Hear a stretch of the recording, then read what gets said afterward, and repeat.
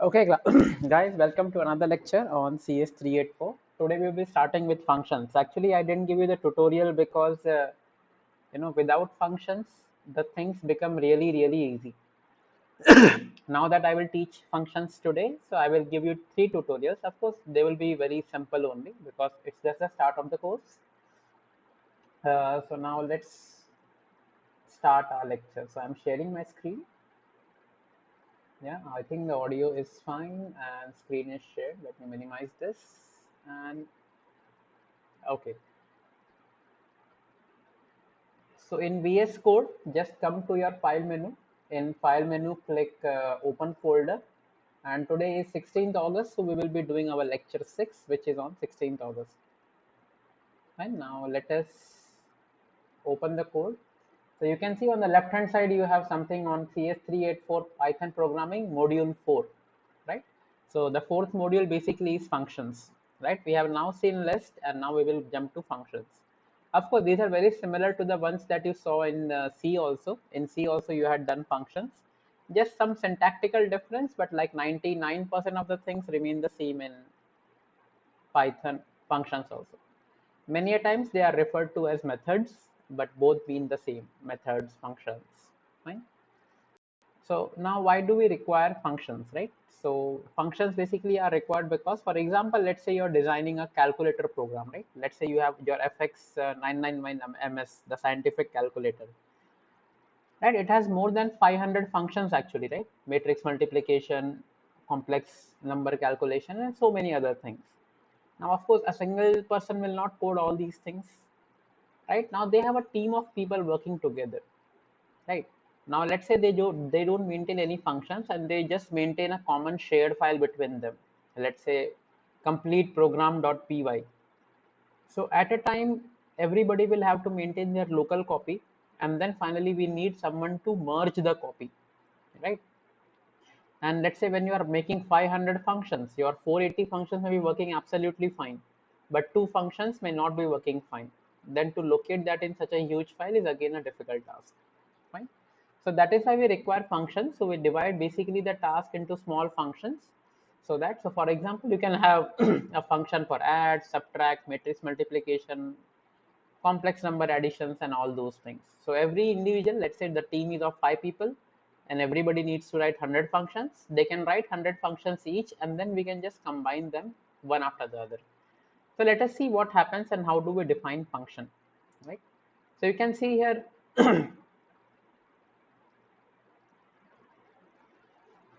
Okay, fine. So I'm just doing import OS. Fine, import OS and os.system clear. This is just to clear this terminal window before execution. So nothing special here.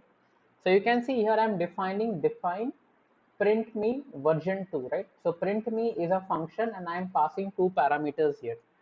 Fine. So let me just go back to the dashboard and tell you how does it work about. So in Python, see it is definition. This is a keyword, right? And let me change the pen color. This is function name. These are the parameters you pass to the function. And just like if and else loop, you put a colon here. And this is your body of the function. Whatever task the function does. Right? So for example, if I have to keep a function name, I will just keep define def is a keyword. And now let me write a add function. This is how you will write an add function. Now assume add function takes two parameters, x and y. Right? And now in function body, you can just write something like this. Sum is equal to x plus y, and we can write return sum. Note we have to put an indentation here, as Python syntax is like that, right? We have to support the indentation here. Definition add x and y. So add is the name of the function. Fine. The parenthesis just like C, right? So you can see the round parentheses are also here. These are the round parenthesis. This basically tells the interpreter that this is a function, right? And these are two parameters which are passed on to the function. So in the main, what will I do? I will just pass, let's say, add 3 comma 4. So what happens when I do add 3 comma 4? Of course, you have done all this in C, but okay, just a revision, you can just say like this. So when you do add 3 comma 4, the value of 3 is copied to X and value of 4 is copied to Y. And it is just like it respectively. The first value is called to first parameter, second value is called to the second parameter. Fine. This is how the functions actually work. So now let us come to our program here, right? So you can see I'm defining the functions here before calling them, right? That is a normal process. You cannot just call the function without defining. So let's say if I keep this here, it should throw an error actually. You can see the underline here is there. You can see the error coming is print me version 2 is not defined, right? Print me version 2 is not defined. Why? Because we need to define the functions first and then call it. It's just like in C, you have to declare the variable first and then you can actually use it. Right? So now let us do one thing. Let us see how this works. So we have a print me function which takes two parameters p1 and p2 and we are just displaying the parameters. Right? And you are just using the return keyword. See, actually you are not returning anything. You are not returning p1 or something like this, right? So you can even skip the return statement, but just a good practice that the last line of the function is usually the return statement. Fine. Similarly, you have a function print me. I am taking one parameter here, which is toy, and this function prints anything on the screen that is passed to it. So whatever is the value of toy, I am actually printing the value of toy. Now let me see how this works. See, we have print me here. This is the first call to our user defined function. Why this is user defined function? Because print me is not defined by Python interpreter. As against, you can see if I write a print here, print, right? Print CS384.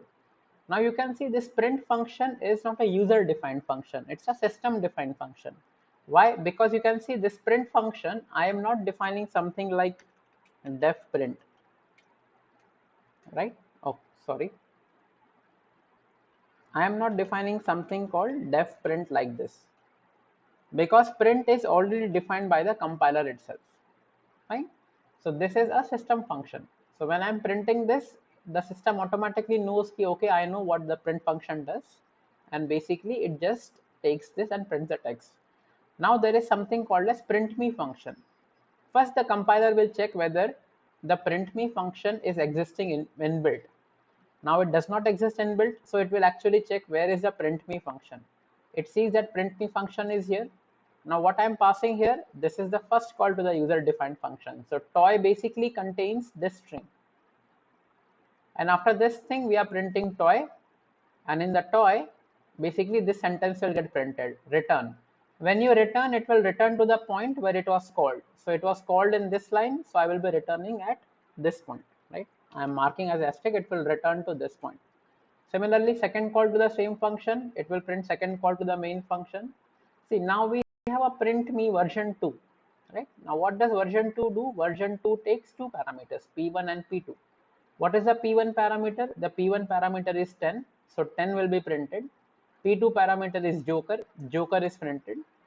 Finally, see, I can even pass lists to a function, right? It's just like in arrays, you can also pass in arrays into C functions, right? So now let us run the code again and you will get the output. See, this is the first call to the function. Again, the second call to the function. You can have the first call, the second call, and then you are printing both the parameters. So 10 and joker, apple and 1, 2, 3. 10, joker, apple and 1, 2, 3. So a very easy concept.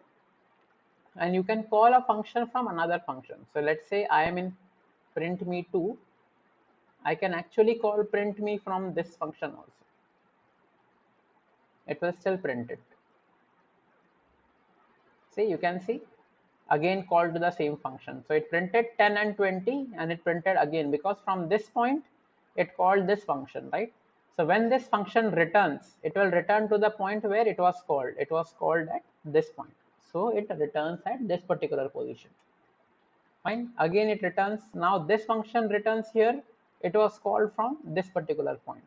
Again, apple 1, 2, 3 and passed, and I hope the point is clear. Right? So now in C, you must have remembered there were things like pass by value, pass by reference, and all those things. Fine. So now let us see how do they work in Python. Right. So let me just do one thing at a time.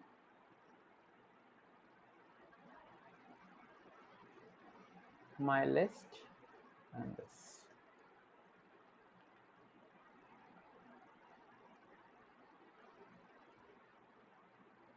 Okay. So now you have a my list which is containing three numbers 10, 20, and 30. Right. Now I'm saying print values before calling the function. Right. I'm just printing the value my list, so it will basically print 10, 20, and 30. Right. Now let me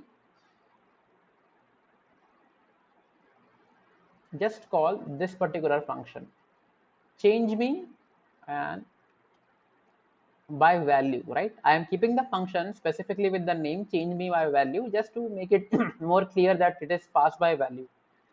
What is being passed here? My list is being passed here. So my list contains 10, 20, 30. So basically 10, 20, 30 as a list is passed to. In VS Code, it is very easy. You can just right click here and click go to definition. So you directly reach to the definition where the function is defined. This entire thing is called function definition, right? Because you're defining the function here. So what happens 10, 20, 30 passes here. So let me just write in braces 10, 20, and 30, right? So now you can see I passed on my list and I'm again defining my list as 1, 2, 3, and 4, right? So see, when the my list was passed as 10, 20, 30, let me come to the drawing board, make it next pen color as black.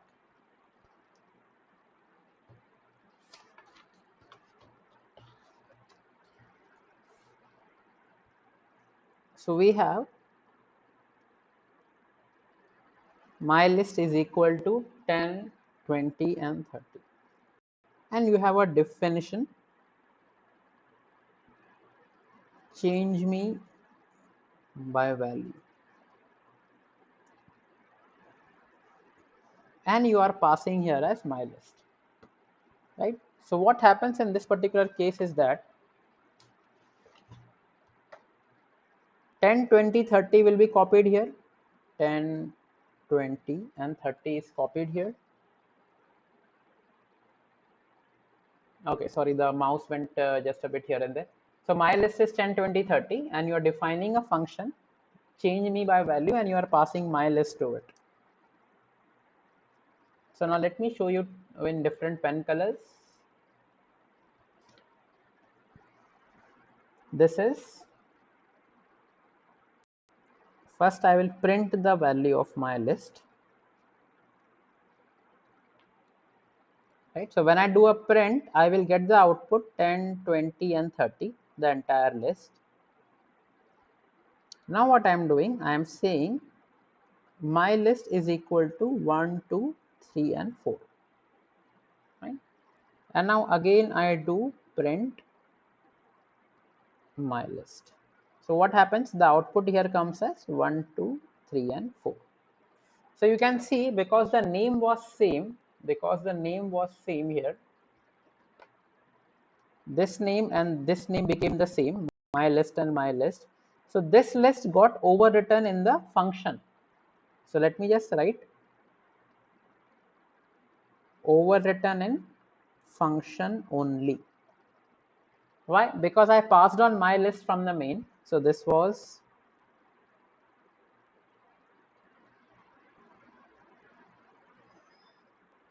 change me by value, my list. So this my list got copied here, and this my list basically I renamed to again a my list of 1, 2, 3, 4, and then this output became as 1, 2, 3, 4. Now when I type a return statement, this return basically will push me at this point again. Right now what I'm doing, I'm again printing this.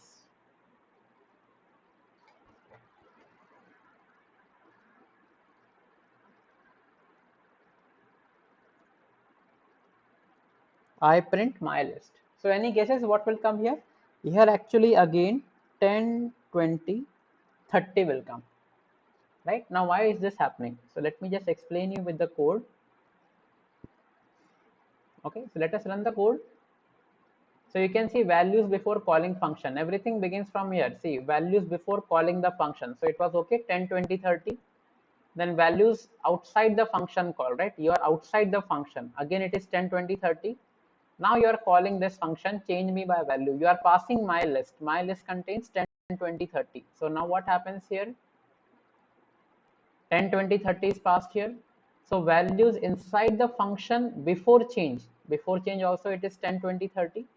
Again, I am printing my list. Now I am replacing the same my list with the same name. My list is 1, 2, 3, 4. So values inside function, you can see this print is printed. Values inside the function after change is 1, 2, 3 and 4. 1, 2, 3 and 4. And then now I return. Where I will return to the point where I was called. I was called at this particular line. So now I will again print my list. To your surprise, you will actually see my list is 10, 20 and 30. Fine. Conceptually, I hope in C you have done call by reference and call by value, but still I will explain you very briefly how these things actually work. Right. So the concept here is like this. You basically have a memory management in operating system. What does memory management do? Right. So assume here this is how the things happen. So you assume there are two boxes. This is a main box and this is the function box. Right now what happens here, in the main you have my list as 10, 20 and 30. Fine. And I'm just writing a function change and you are passing my list. And basically I am keeping this as change and you are passing here my list. Okay, so let us write it like this, change my list. That clarifies everything. Fine. So now when you are passing my list, what actually happens here is you basically make a copy, right?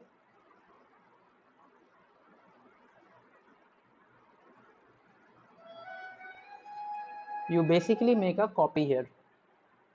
Fine. So this exactly 10, 20, 30 is copied to my list here. So this is 10, 20, 30. Fine. Now what happens here, whenever you make any change, right? So let's say now your print my list. So this comes as 10, 20, 30. Now when you are taking my list as 1, 2 and 3. So now you can see what happens in the same box. There cannot be two variables with the same name. Say this my list is 1, 2, 3 and this my list was 10, 20, 30. So you can, in the same box, right? This is the same box. You cannot have two variables with the same name. So what will happen? This will be overwritten. This will be overwritten. So now the current value of my list in this change function, right? In the change function is 1, 2 and 3.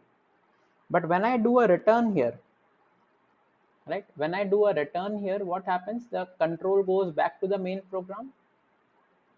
When I do a return here, I go to back this. Now I am this main box. For main box, it does not matter what happened in this particular box. For the main box, the my list is still 10, 20, 30. So that is why the values come as 10, 20, 30, right? I hope this point is clear. So this is how the memory management actually happens. You can assume every function has a box of itself and every change basically happens in that box only, not anywhere else. Right? So now let us do something by change by reference. Remember our standard program, the swapping of two numbers in C, where we passed on address and we changed by reference. Again, so don't worry, because in Python there are no pointers. Pointers are implicit in Python, right? So now we will see how can we actually change the values in the function that are declared in main, and then we go for a break. So you can see I'm passing a function. I'm calling it change me by reference. So when I do by change me by reference, what happens? I'm passing my list. So my list is again 10, 20, 30. So my list basically goes to this particular point. So see, my list is being copied to Joker, right? So now basically Joker will contain, let me put the brackets, 10, 20 and 30. Joker contains this particular thing. And now this is basically nothing but just a comment to the function, right? This is known as docstring. Basically, you are declaring what this function does. This changes a pass list to the function. Now you can see print values inside the function before change, right? So Joker will be as it is printed. So Joker is nothing but 10, 20, 30. Now you can see an important point here. Let me just write also indexing. Now what do I mean by indexing? You can see I am referring the Joker list using an index, right? The second index, I am replacing it by 50. Now here is the catch, right? So when you have another pen color here, in the same box, see when I am passing my list as a Joker here, right? In Python, what happens? The list names are basically passed on as a reference. List name means this my list can be now referred to by Joker. The condition here is like that. If index is being referred, changes are in actual list. Now what do I mean here? So my list and Joker now both contain 10, 20, 30 because it gets copied 10, 20, 30. Now what happens here is that I am referring to the variables using an index, right? So let me again show you. So basically you have my list is equal to 10, 20, 30, and on an equivalent scale we have Joker. Let me change the pen color. Joker has 10, 20 and 30. If I refer them to as index, this is my, okay, let me change to something blue. So this is index 0, index 1 and index 2. Now the thing in Python is that, for example, you are calling change me by reference and passing the same list. You can see in values also I am passing same list, my list and my list. But in change by value, I was not referring anything by index. I was just assigning values. Assigning takes place in the copy. But you can see here Joker of 2 is 50, right? Just like my diagram, you can see the index is common between them. So when I do Joker of 2 as 50, right, this gets replaced by 50, right? This gets replaced by 50. And now since we changed by index, the index of this will also change and this actually will become 50. This is the pass by reference in Python. If you are referring to things by their index, then the value in the main will also change. If you are referring to them by just the name, nothing changes, right? If you're referring to them by index, then the main also changes. So let us see the output for this. See, now when I run the code, okay, let me just comment out this thing, change by value, and then run again. So you can see values before calling the function is 10, 20, 30. Then you are doing change me by reference. So when you go change me by reference, you are just printing the values before change, right? You are printing Joker. So Joker is again 10, 20, 30. Now Joker of 2, index 2 you are making 50. So that means 30 will be replaced by 50. So you can see 10, 20, 50. And then values of inside the function is 10, 20, 15, and then you are doing return. So return also you can see when you return to the point where you are called, this my list is basically again 10, 20 and 50, right? So this is known as basically the pass by reference in Python. So guys, let us have a break for 5 minutes and then we will come back. Doubts are welcome.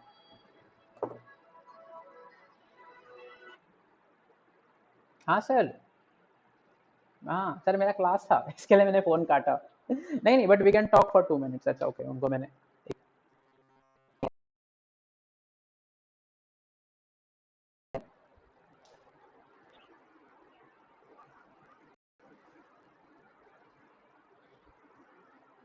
I mean आप रख लीजिए, मुझे कोई भी चलेगा। प्रभात का QIP है तो इतना अच्छा। आपके दो स्टूडेंट के लिए तो पहले मैं हाँ बोल देता हूँ, आप मेल कर देना, मैं कंसेंट भेज दूंगा मेल पे, ठीक है। हाँ ठीक है, मैं सेकंड हाफ में जाऊंगा, आई थिंक 2:30 में ऑफिस जाऊंगा आज। तो कर देना जैसा सर आपको ठीक लगे, मेल मेल भी ठीक है, हार्ड कॉपी भी ठीक है, एनीथिंग इज फाइन। मेरे को बोल देना, मैं साइन कर दूंगा। हाँ प्रभात के लिए भी कर लेते हैं, बस आप सोचिए कि चेयरपर्सन फिर किसको रखना है। हाँ फिर तीनों का एक साथ ही कर लेंगे, ठीक है। तो मैं कंसाइन कर दूंगा सर, ठीक है। ओके।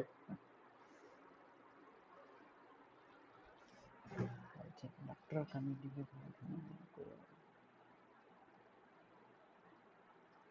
हाँ GitHub.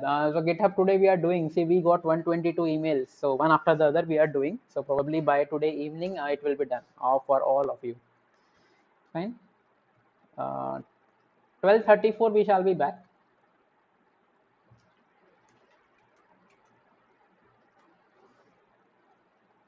Start. Okay, so now we go to the next class where we have keyword arguments. Again, a very easy concept, right? So usually what happens when you pass on to the functions, for example here print info is a function here. Okay, let me just see this name and age. First let me show you the errors and then we will see the actual thing.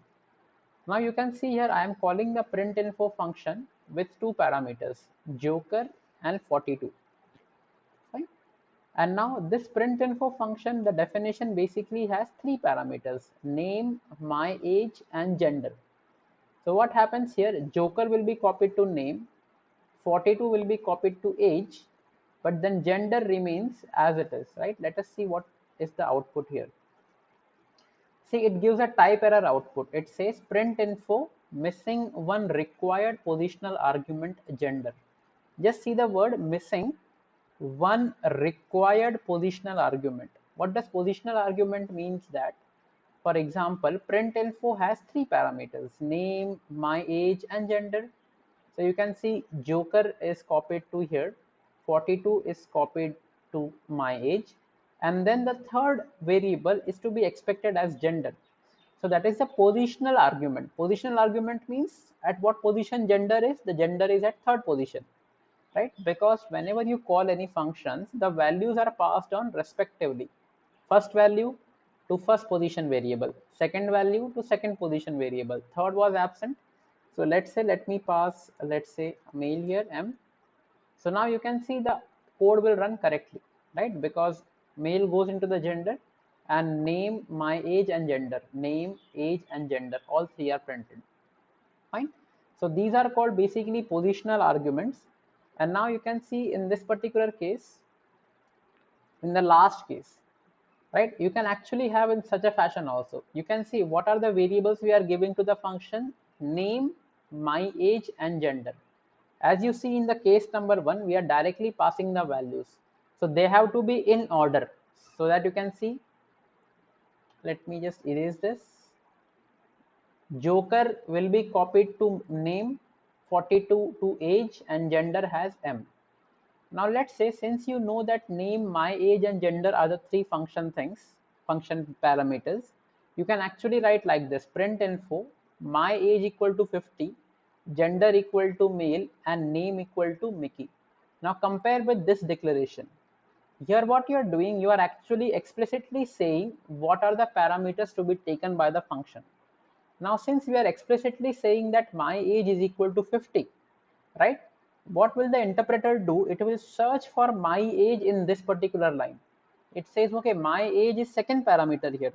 So even though I am specifying the first parameter, but actually I am passing the exact name of the function parameter, it will map accordingly. So my age is 50, so it will get copied to my age.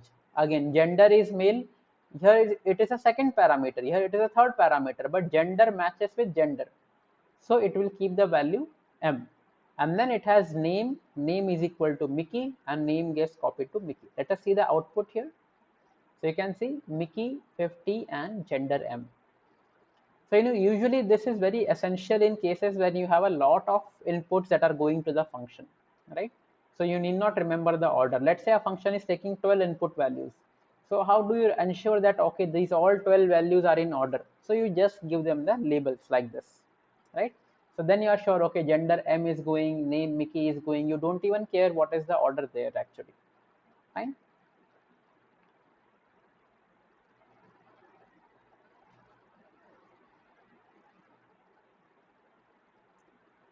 Okay, now again the same case, basically what I was training in the previous case. Print me function takes two parameters, so you actually have to pass two parameters here. Even if one of them is absent, it will print an error. So for example, let me run the code. You can there see hi there and 56. Hi there 56. So hi there is my string, age is 56. It comes here and then prints the value. Now let me remove this parameter here. I am only passing one parameter. You can see the error will pop up. Print me one missing required position for argument age, right? Why age? Because even though I am passing age, it copied to the first parameter. This is missing, right? And even if I, let's say, keep my string and pass only my string removing age, again the same error, because my string is only one parameter and the function is asking for two parameters, so it will pop up an error, right? So these are very simple things in Python, so I am quickly going through. Now again, a very special case of default arguments. What happens in default arguments? See, now you can see here print info is a function taking two parameters, name and age. Fine. So let me actually remove 35 from here. It is just taking two functions, two parameters. So now I'm passing Joker and 45. Fine. Now let's see what's the output here. So you can see Joker and 45 are the outputs. Now let us say one thing. I am passing a function with the print info with only one parameter, alien. So what will happen? Alien will get copied to name. Age is not given, so it will throw an error. Let us see the error once again. It says print info missing one positional argument age. So what happens here? There is a concept called default argument. Default argument means you can make this as, let's say, an age of 20 to 25. Now this means that in this function, even though I have two parameters, name and age. Even if I am giving name and do not specify age, the age will be taken as 25. Fine. If you are specifying age explicitly, then 25 will be overwritten. Fine. So let us see the output here. Let me run the code. So you can see when Joker and 45 are called, Joker gets copied to name and age equal to, although I am explicitly saying as 25, the value passed as 45, this will overwrite. So you can see the age of Joker is 45. Fine. And now when you are passing alien, right, you are passing only one parameter. So when you are passing alien, alien gets copied to name. You did not pass age, but this time there will be no error because of the default argument, right? Because of the default argument, right? So age will be printed for alien as 25. So very useful parameter. For example, you remember for in case you want to keep default values for few variables, if the user does not specify, then you can use the default parameters. Fine. Again, the previous case only, I can actually specify in the reverse order age equal to 50, even though age basically is in the last case, but still the age will be printed 50 only. And finally, I am just printing the name as Mickey. So only one parameter is passed, so other parameter will be taken as the default parameters, right? One thing to remember here is that, let me just copy this line. You also cannot do like this. You are only passing age as 50, but not passing the name, right? Because name becomes a, say, print info, one positional argument required for name, because it saw age and it replaced age with 50, but then the name was not specified. When this will work, for example, if you are keeping a default name, right? Let's say the default name is a Opera. Now in this case, there is no issue, right? It will see, you can see the name is given Opera and age as 50. Since you are specifying both the default parameters, now actually I can call this function actually without any parameter also. See, I'm calling print info without any parameters.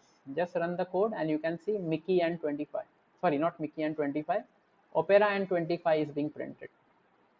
So this is how the default arguments actually work. Okay, now again a concept of global and local variables. Again, you have studied this in C, but we will again have a look through it, right? So you can see I'm declaring a variable total, which is with the value 0, fine. And I'm defining a function sum having two arguments, argument 1 and argument 2. And there is another variable called total, which basically is the sum of these two variables, fine. And then I'm returning total. So now let us see what happens. I am doing sum 10 comma 20. So what happens? 10 gets copied to arg1, 20 gets copied to arg2, and then we do 10 plus 20, which results in 30. So this total gets the value 30, right? Return total does not make any sense because I am not keeping something like x is equal to this. If I keep something like this, I will get the value of total. We will probably see in the future classes. So let me see the output. See, the output of the code is inside the function local, total is 30. Outside the function, global total is 0. Now, why does this happen? Let us return back to our example of this boxes. Right? Let me make the boxes again for you.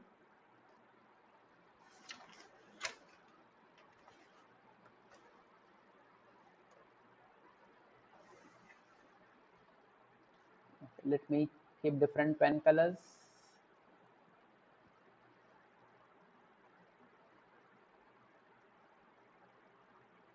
This is the global one, or we can call it in the main function.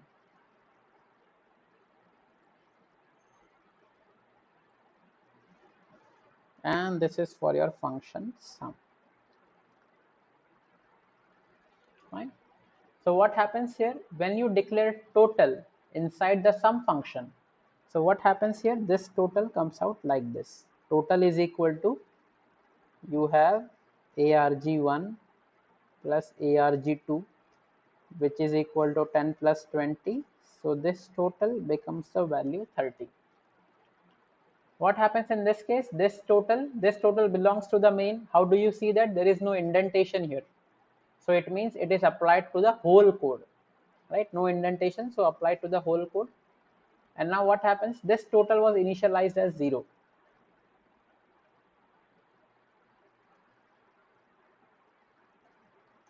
This total was initialized as 0. And then we call the sum function.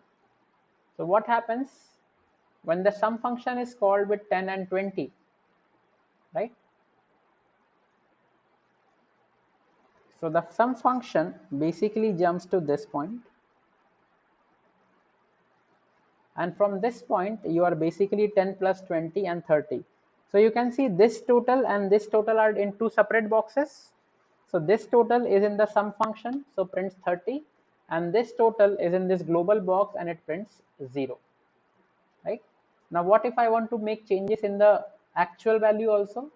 So what I will do, that in this function I will make this as total, so that when the sum function is called, in the sum function I will print the total and return the value of the total. So this returned value will be returned to this particular point and stored in total. So now you can see both of them will be 30, right?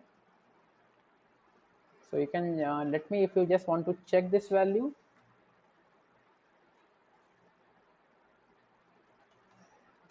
before function call is total. So before function call will be 0, in the function and 30, and outside the function also 30.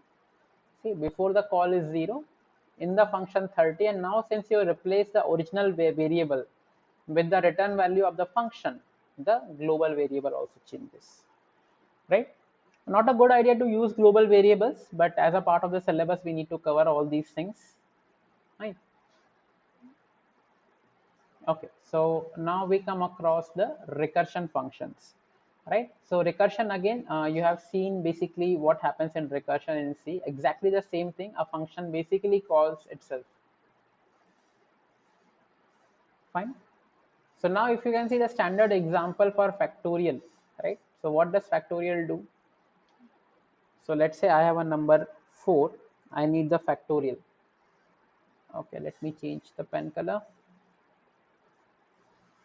So basically 4 factorial is equal to 4 into 3 factorial, which is equal to 4 into 3 into 2 factorial, which is equal to 4 into 3 into 2 into 1 factorial. Now that we know that 1 factorial is 1, we stop here. Fine. So you just see an important observation here.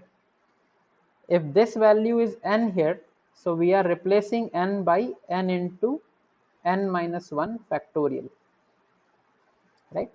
So n factorial is n into n minus 1 factorial. So you can see I am defining the factorial of n as a function of n itself. You can see on both LHS and RHS, you can see the value of n. Normally what we write, fx is equal to x plus y, let's say. Fine.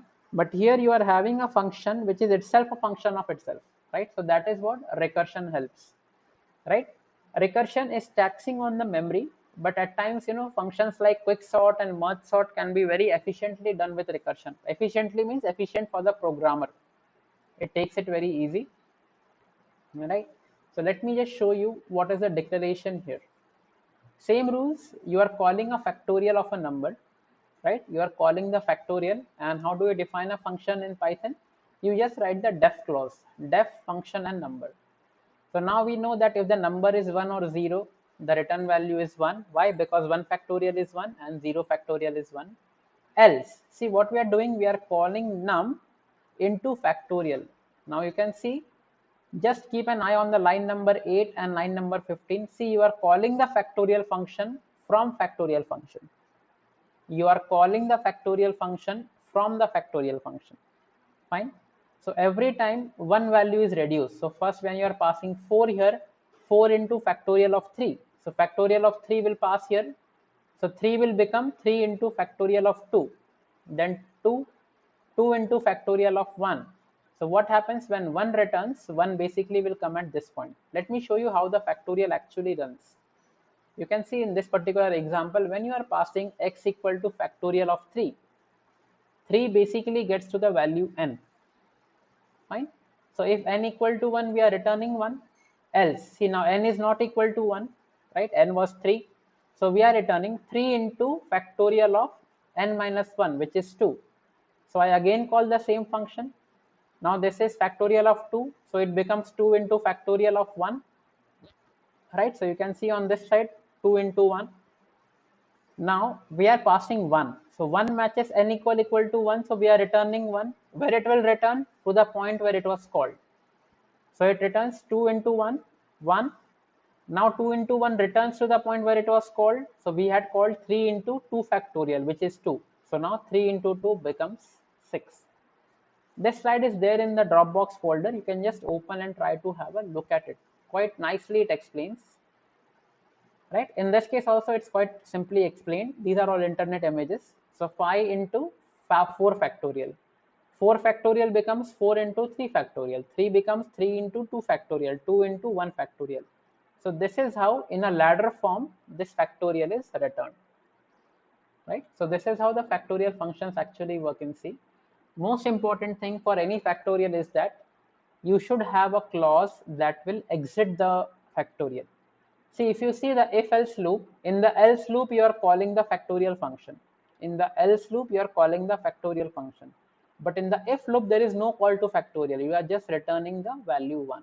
So eventually num minus 1 actually will come to 1. Right?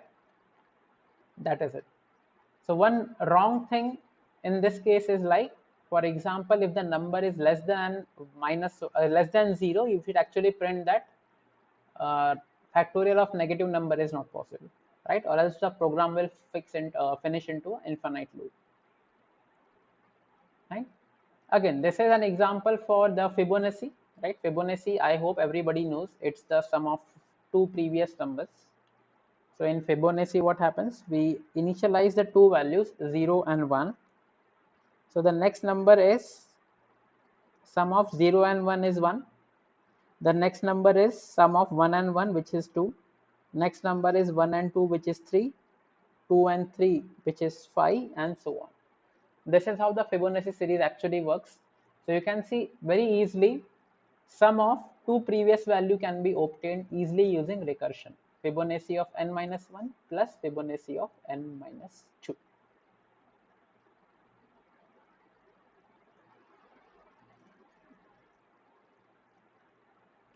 This case I wanted to show you where the recursion actually suffers, right? So you can see Fibonacci of 35 is taking so much time. Fibonacci of 34, 35, 36, 37, it is taking such a huge amount of time.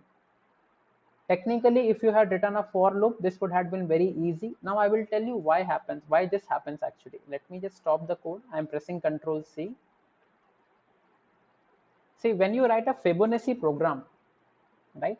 So what happens here is, for example, Fibonacci of 5 is equal to Fibonacci of 4 plus Fibonacci of 3. Now Fibonacci of 4 again goes as Fibonacci of 3 plus Fibonacci of 2, and see the tree goes such a long way, right? And now let me just try to make it full screen, and let me take the pointer help pen. One thing you may observe here is that in this loop you are actually computing the value of Fibonacci 3. Fine. So Fibonacci 3, you computed everything. Now when you do Fibonacci of 4, you are actually doing Fibonacci 3 and Fibonacci 2. Now you can see this Fibonacci of 3 is actually the same as this particular thing, exactly the same, but you are repeating it again and again. This is the biggest drawback of recursion. You could have easily taken Fibonacci 3 from this particular value, but no, you again compute, right? Because Fibonacci, this recursion returns in such a huge amount of tree. So now what will happen when you do Fibonacci of 6, right? What will be Fibonacci of 6? Oh, please pardon my painting. Fibonacci of 6 will be Fibonacci of 5 plus Fibonacci of 4. Now you can imagine Fibonacci of 5. It will again compute the whole thing again. And Fibonacci of 4, it will again compute this particular thing again. So that is why it takes humongous time to complete the recursion. And that is why recursion is bad. At times you may get enticed to use recursion, but unless your code writing becomes extremely small, right? The best example here is quicksort, right? Quicksort is an efficient sorting technique that can be just implemented with 3 lines of a recursion code. Right?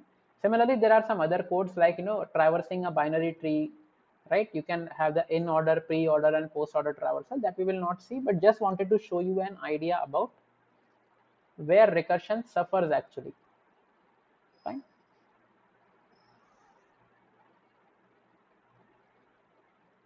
Okay, class, it's already 12:57 today, so I think we will stop here. We are done with recursion, right? There are 4 more programs that we will see in tomorrow's lecture.